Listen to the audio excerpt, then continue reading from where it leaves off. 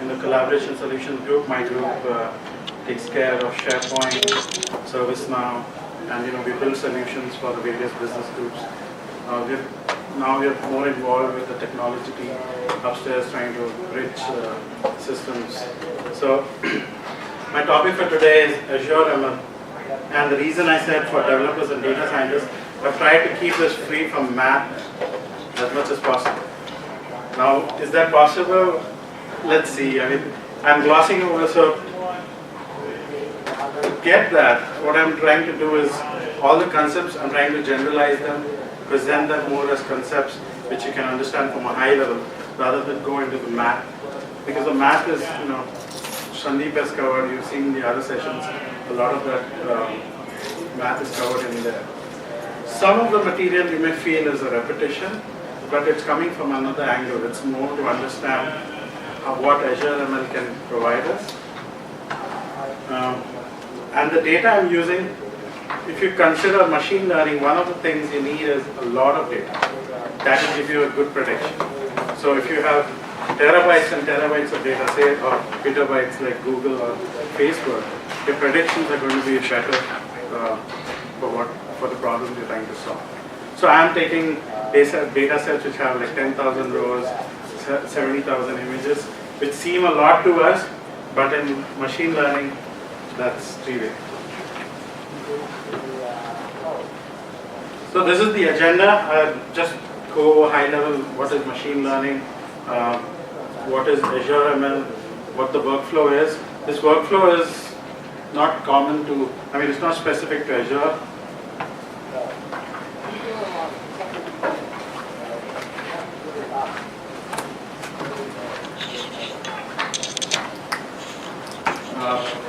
This workflow is generally, if you look at machine learning as a field, this is what people do. I'm going to talk about the requirements of data.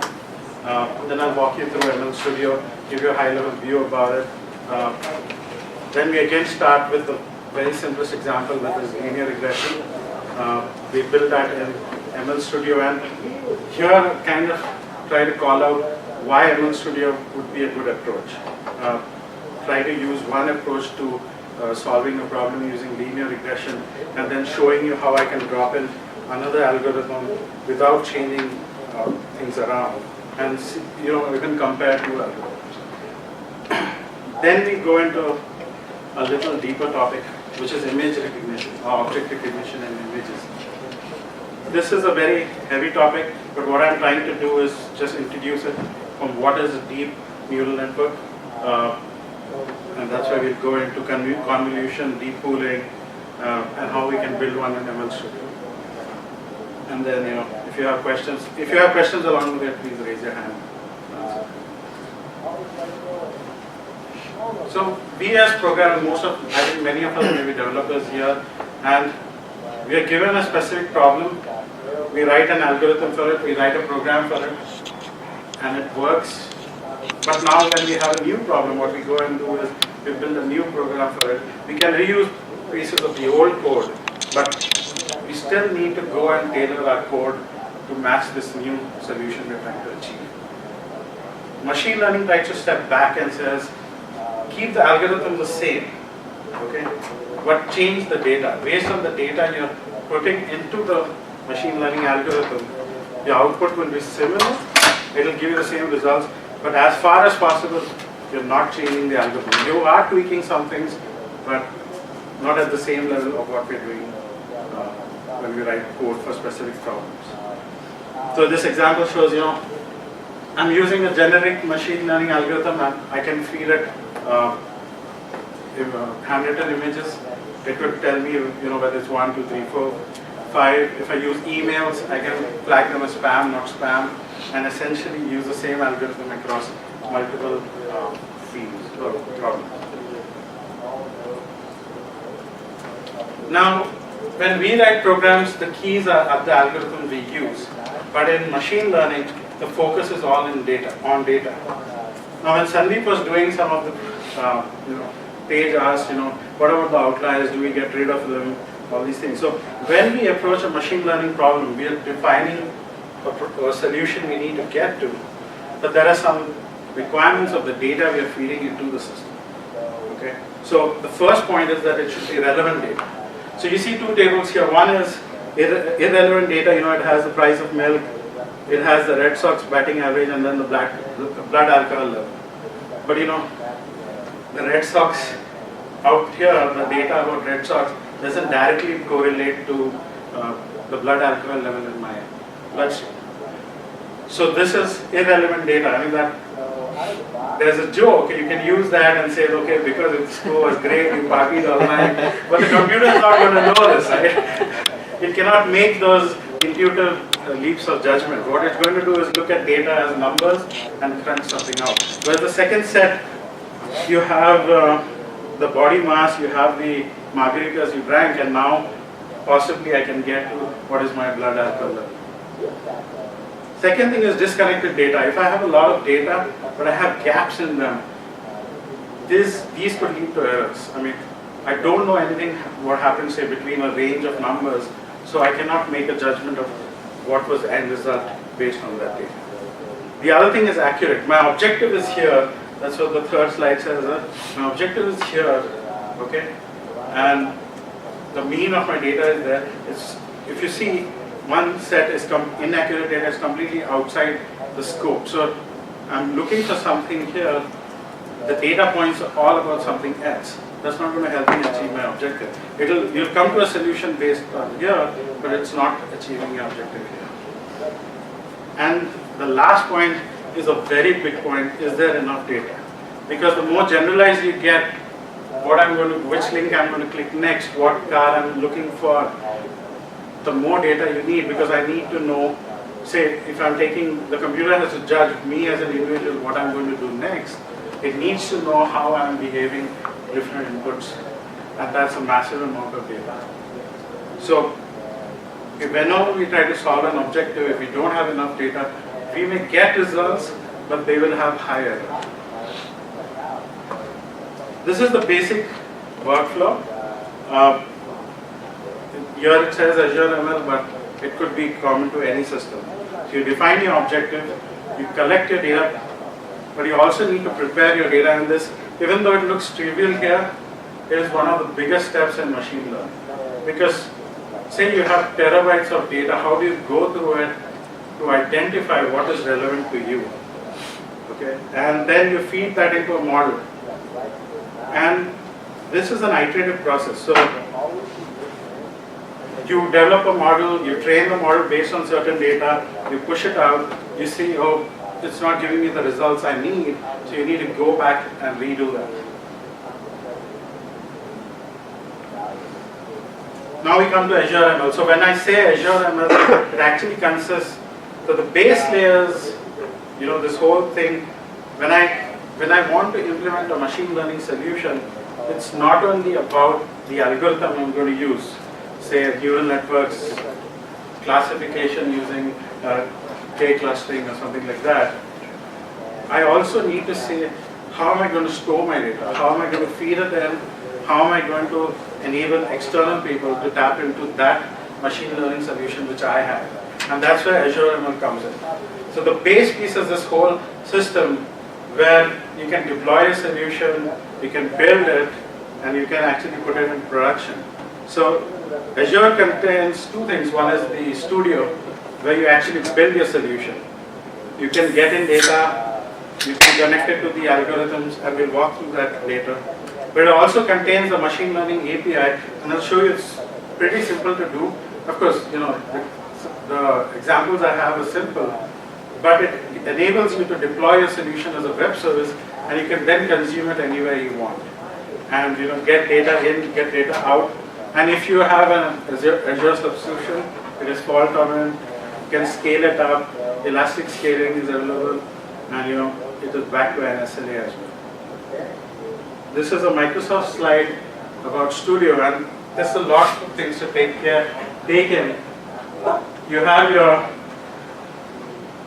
on the extreme left, you have all the algorithms that it currently supports. But that is, if you have something which you've written on your own, you also have the small piece in the middle called unlimited extensibility. You can use R code, Python code to spin up your own programs, models, and bring them into Azure ML and use it in the whole system. For data, these are the sources of data it has currently. You can import the data in. You can tap into the blob storage. You can access Azure SQL. Someone asked me a nice question: can I tap into say I have big data on AWS? Can I get that? Currently, this is still in preview. So the way to do that is you have to transfer it, unfortunately, into Azure HD Insight and then push it out here.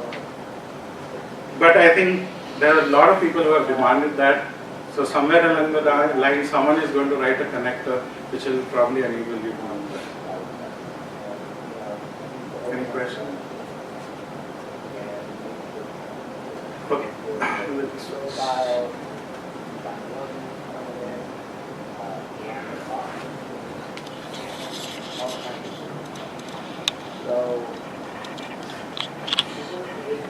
So when I go to Studio, this is, if you go under Azure, you come into the machine learning area, and then this tells me this is my workspace. So I'm using the free workspace, and anybody can sign up for that. That's a good thing about that. There are some limitations, but we'll go over that later. Everything you do is for an experiment in Azure. And you can see here, there are webinars, people have posted videos, there's documentation, and there's also something called a gallery.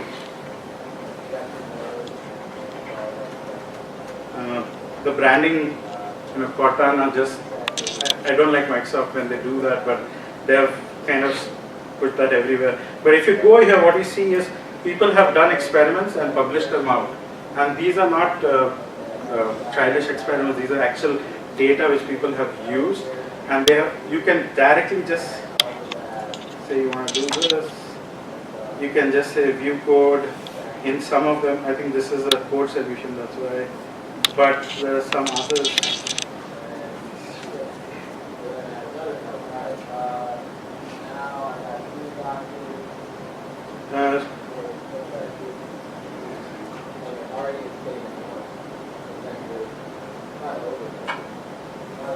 So some of them will allow you to directly get the code into Studio and start working with it. And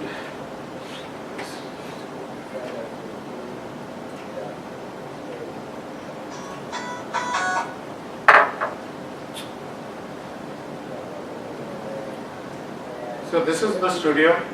Okay, you can define a project. So the project consists of many experiments. I could directly spin up an experiment. It will show me the web services I have, and if I have a Jupyter notebook, I can put that here. The data sets are there, and once I train models, I can actually store the models out here, so I don't have to go back. I can drag and drop on the canvas itself.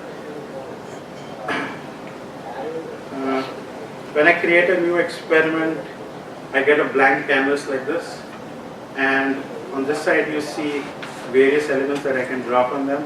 So these are the data sets, these are the models which I had.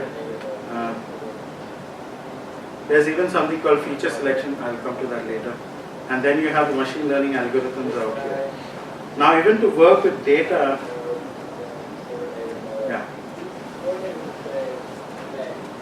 so to work with data, they have some inbuilt functions right out here.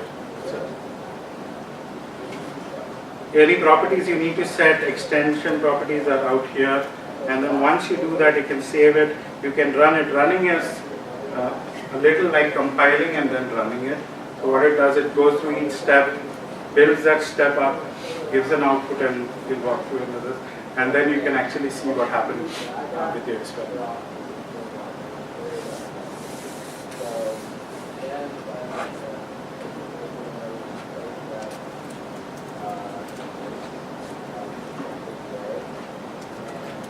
Switch back from.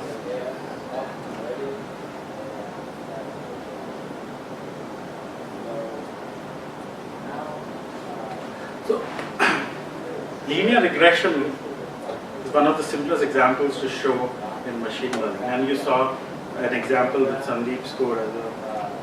Let me go. So I'm going to use trusted Excel. So say I had a ring. I bought it say 10 years back, and now I go back into a diamond shop and I look around and I see various rings kept there. You see the carats and the price based on the carats for those rings. I want to know how much my ring will cost now. So what we are going to do is run through a simple example. What I do is I can create a scatter plot.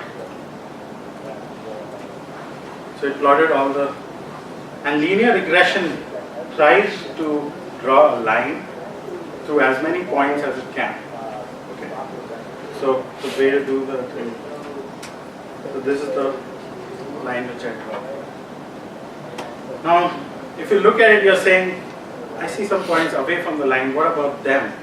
So they can be considered as error and noise. Okay. And what we need to do in our when we manipulate the coefficients for machine learning is we try to reduce the error and we try to fit the line so that the slope is covering as many points as possible. Now the data points here are only 16, and therefore there's always going to be some error when you're trying to calculate. But now given this line, it's easy for me. I mean, I can say, okay, my ring is of 1 carat, and I can look up what the equivalent price is. So that's at a very high level what linear regression is.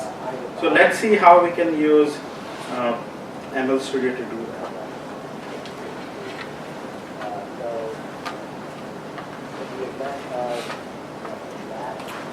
So the first step is I need to get data in here.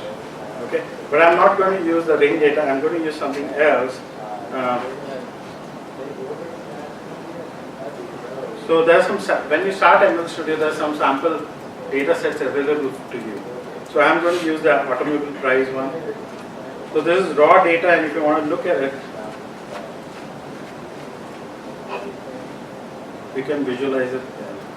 And so you can see these symbolic, make, the fuel type, all this is there, along with the price. Now what we are looking at is supervised learning. So what supervised learning does in machine learning is I have a set of data which I use to train my model. Okay?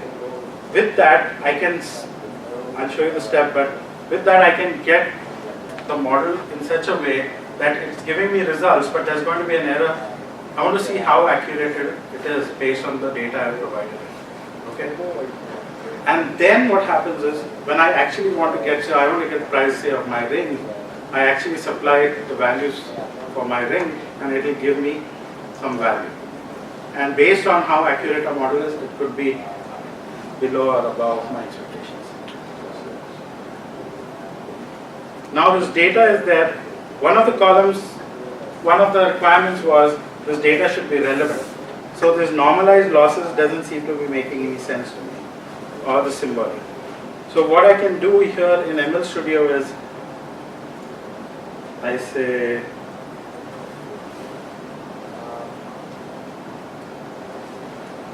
okay, select columns, just a drag and drop attach. Now I want to exclude it. So I'm going to exclude the column I don't want. Say normalized losses. And even now I can run this experiment.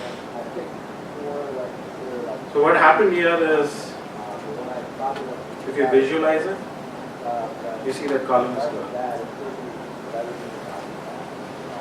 Now what I want to do is, there are some blank values in my data.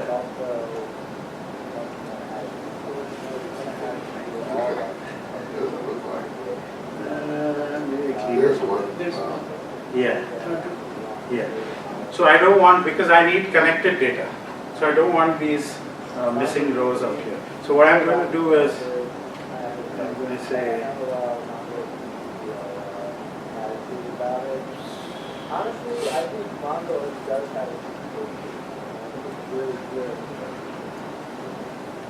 the input is, or ML Studio and things like that is, there are industry best practices for this. So initially, these coefficients start, but even then, you need to have large amount of data. You cannot have 3 data points and say that I'm going to reduce my this to 0. It cannot be, because the machine doesn't understand intuitively what's happening. What it's doing is basically passing your inputs, your numbers, to a filter, and then saying, this is what I observed, and this is mathematically, that's why we have equations, because they allow it to express the relationship between this huge set of data into a trivial thing which the computer can execute.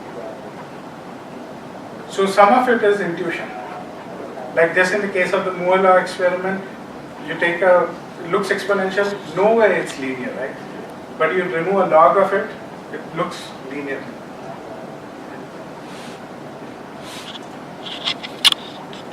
Is it able to sense when values are orthogonal to the model? Yeah. I mean, that's the other thing. It's like the columns. Some of the columns might have been the things that skew the model. Yep. Because they were really orthogonal. Yeah. And that's why feature selection is that it is intensive. That's why you have different teams. Data scientists are there for a reason. Right? They have an intuition about the data they're looking at, and that's their lookout. Make the data, so that it's easy to achieve your objective.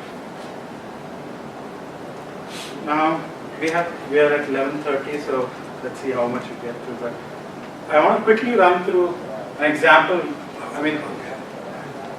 So we'll start off with neural networks, but we'll try to get into object recognition.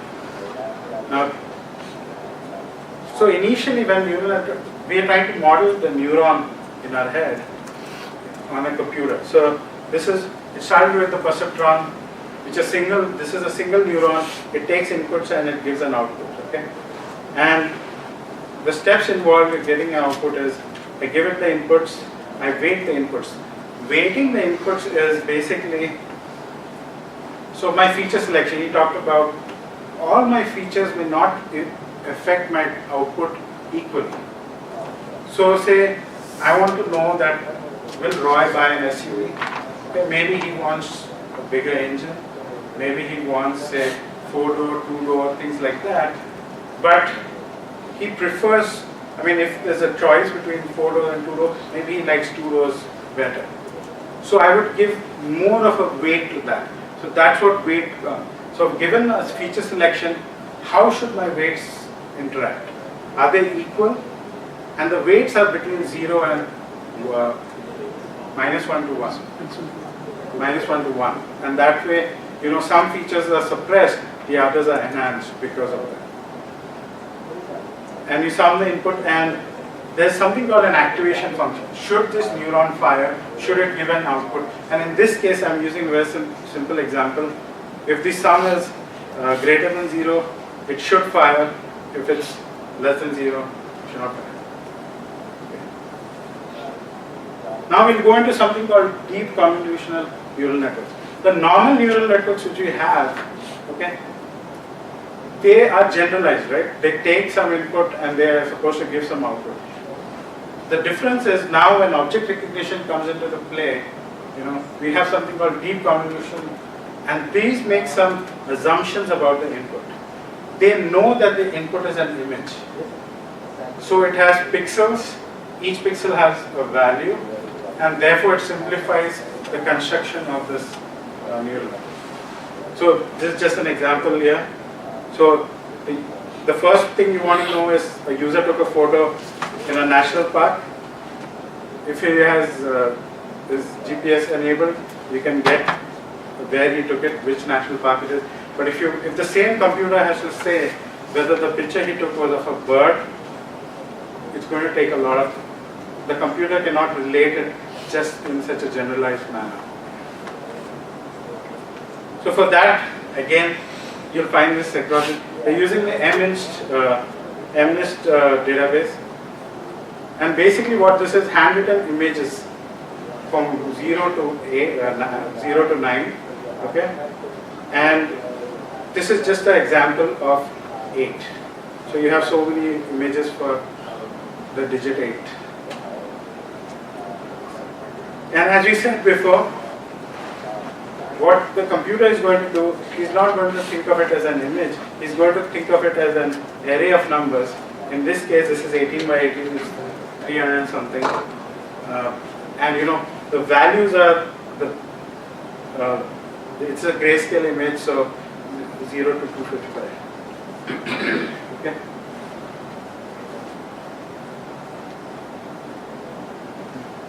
And this is what a DCNN does is, it takes input, it does some operations on it, and what it's going to give you is this an 8 or not? Okay, that's the basic. But the problem here is, my image is 18 by 18. Okay, this is a very small image. Suppose I had something huge. With the photos you take right now, they're so big, and these all have to be processed in memory. So that's a big task, and it takes a lot of memory, and even with the fastest computers, it would be slow. So we need to come up with some tricks. The other problem, I wrote this program, my neural network works. The first set shows you, these are ideal images, right? 8, I've taken out the photo such that it's centrally placed.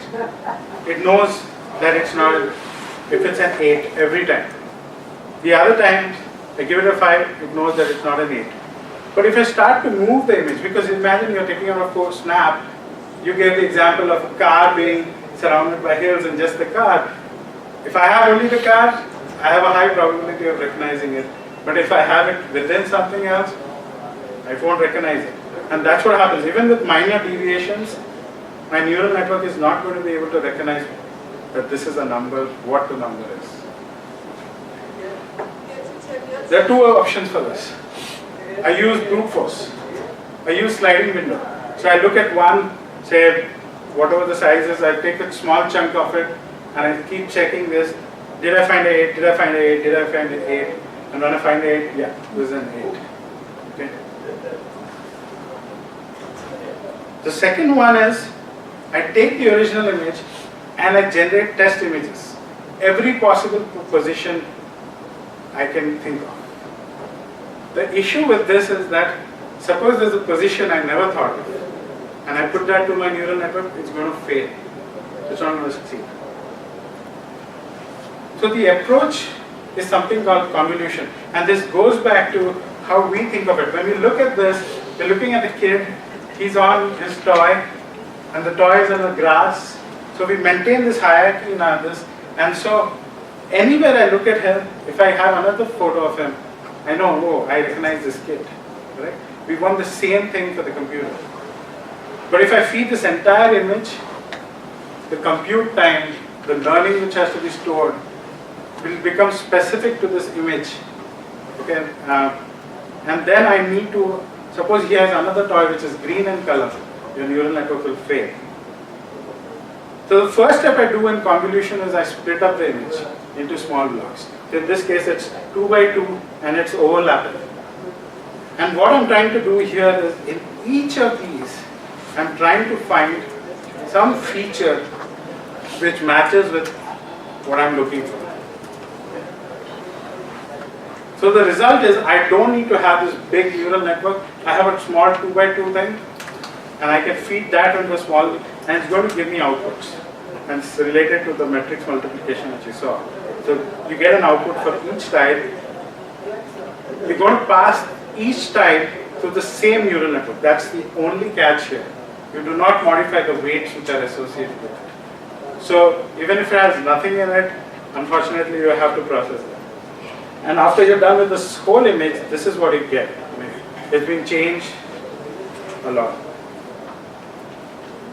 Now even then, the size of the image is still there because you moved around and you still have a lot of data points. I want to reduce that in size. So that's where I come into max pooling. In that 2 by 2 cluster, I look at what is the maximum value I have and I select that. So that reduces the size of my image. And then what happens is I pass it through the neural network, which then makes a prediction whether it's a match or not.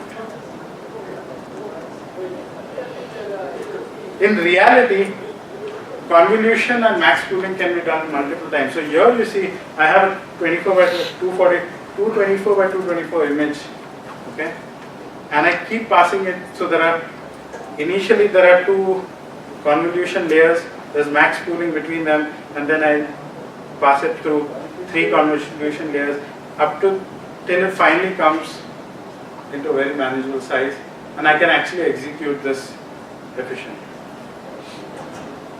Any question? Yeah. I guess I'm going to ask sort of the same question I did earlier. So I'm still not entirely sure, even with convolution, how we solve sort of the scale problem, right? Because it's one thing if you have, let's say, from 12 feet away, the same child, and in one photo he's up here, and the other photo he's down here. But if now that child comes forward, and he now makes up 90% of the frame, you have a very different scale. So if you keep breaking that image by the same amount, what was a little square with his face over here, and a little square with his face over here, is now a little square with this much piece of forehead. Correct. And it's never gonna, so how is that? So there is a function called affine transformation. Affine transformation, you take an image or a data and then you can transform that. You can squeeze it, maximize it, zoom it, skew it. So that will be a part of the data that you're trying to make. So that'll be, you have an image, then the second one will be zoomed of that image. And that is the data that will be coming into your system.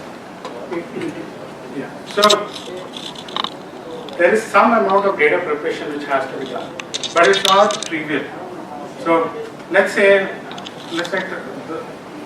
I take my photo frontal. It's easy for the computer to recognize it the next time. But even if I shift a little, what's going to happen is my eyes are at a different location, and even though I use the latest facial recognition, it may not catch that. So what we need to do is transpose the image slightly. Now again, this is when I go into data preparation, that's where I'll do it. Now what happens in the convolution? We're talking about convolution, but what actually happens is I'm looking for a certain feature. Say, when I started this talk, I wanted to do it on the photo of the Avengers. I wanted to find the Hulk in every image. But the problem there is those images have so much of data and so many depths of colors, it would be virtually impossible. But that gives you an example. What happens there is, I am looking for say green color, right? And so my feature map, which I'm going to pass over that, is only going to detect if I have a green color in there.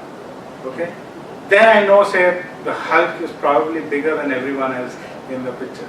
Just for assumption's sake, I'm not saying that's the right assumption to make. So I would then create a filter which would achieve that. Then these combined together is where we will come to the final. So your answer, I know it doesn't perfectly answer you because I don't have something to show you right now, but definitely if I have something, I'll try to. So we'll just directly go into a small demo, and this demo is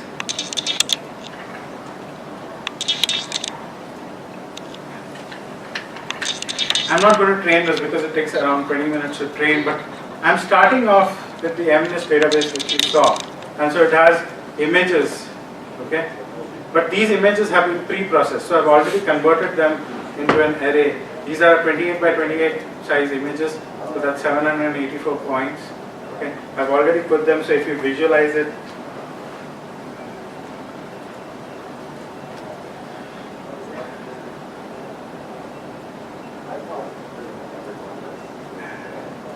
it's already has data in them. You can see some places there's values, and there's 784, 25 columns. Okay, and it's the same thing we did with linear regression. I started off. There's 70,000 images in that. Okay, I'm using 60,000 to train the model and 10,000 to score, test it after that.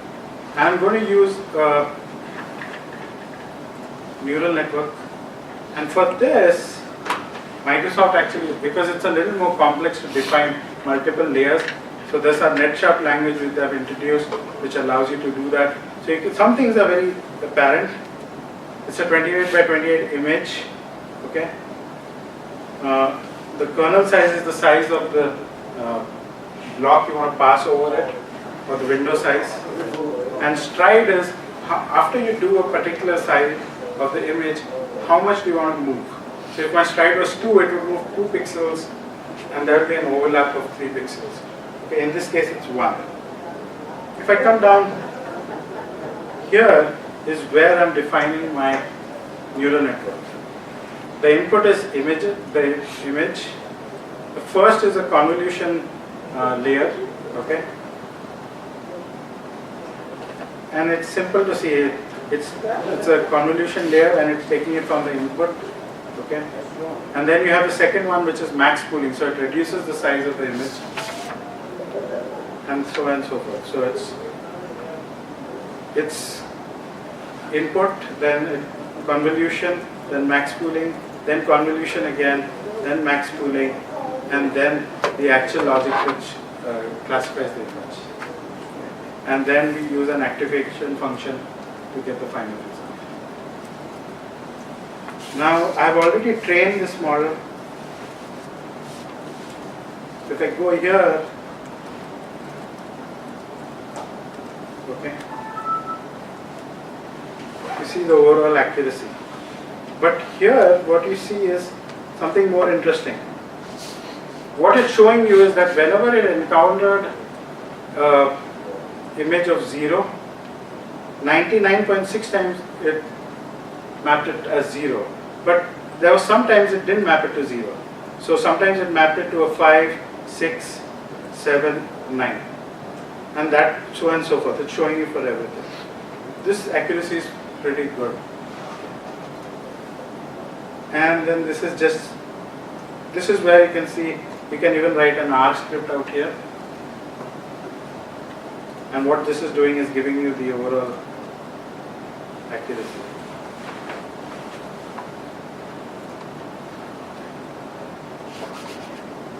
So this all is fine. So this is what I wanted to show you for the neural network. But now is the other part. I want to expose my experiment out for programmers to use. Okay? And the way you do that is,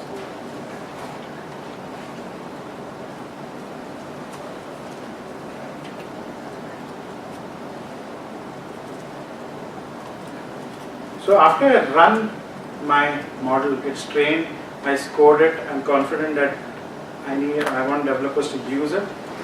I come here and I say, create a web service, and it's called a predictive web service. So it will spin up a web service.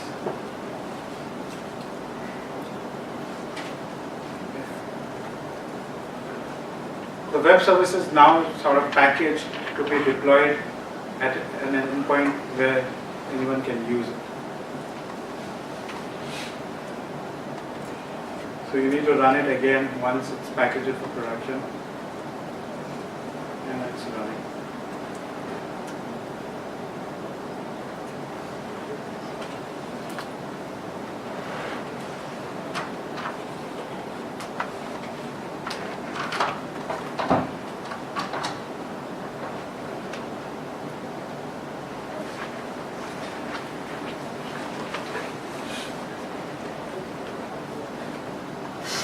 After that, all I did was deploy it. And it deploys two types of web service. One is a request response, and the other is batch execution. You can also use Excel to open and run your test data on it. Or you can just click it.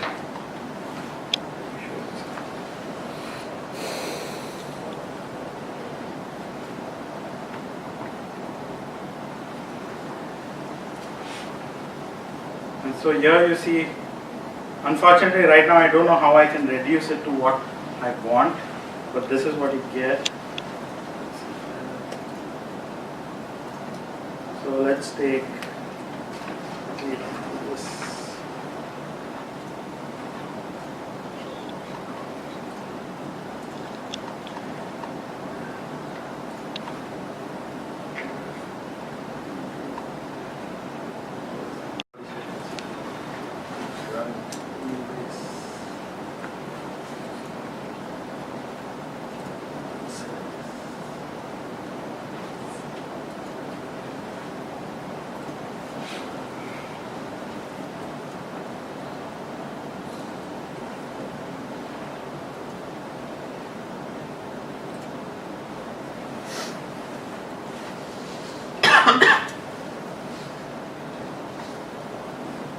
If I run it,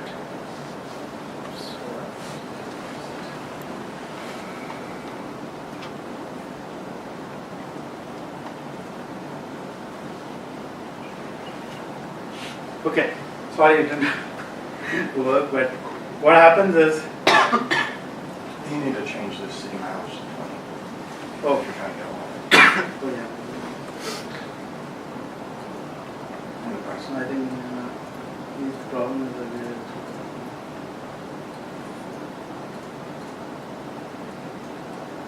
Two. No, it's just, Null pointer exception. It's a board. yeah. On one door? Yeah. There you go. You got the result. So then it gives you the result. And this one you can use anywhere. Okay, that's nice. Very nice. Thanks, Roy.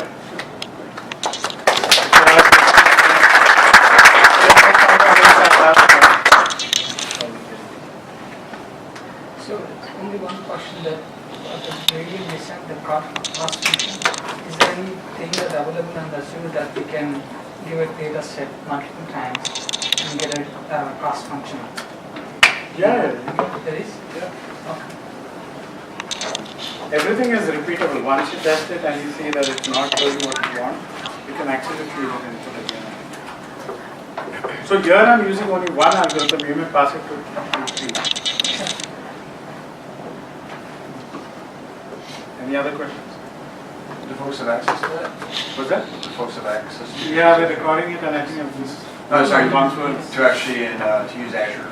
Yeah, you get $150 if you sign up. But we have a AWS, we have a sign with AWS. I'm using AWS. I haven't, someone else asked me, but I haven't used AWS, but that's probably going to have similar. Seems like, yeah, but I think this is more visualized than AWS. The advantage, I think what Microsoft does well sometimes is they integrate everything together, but the disadvantage is like if you want to use TensorFlow in one part of your visual machine learning workflow, it's difficult. You can put your R models and your other models here, but if you have code, actual code, but to then integrate it with TensorFlow, What's the limitation of that? 10 GB right now, but it's still in preview. I don't know when it goes final. They have told me that when it goes final, it will be more, but I don't know how much more. Is it that secure or? Yeah, you can integrate it as Azure AD. Okay. Thanks. Thanks, Thank you. Thanks, Roy.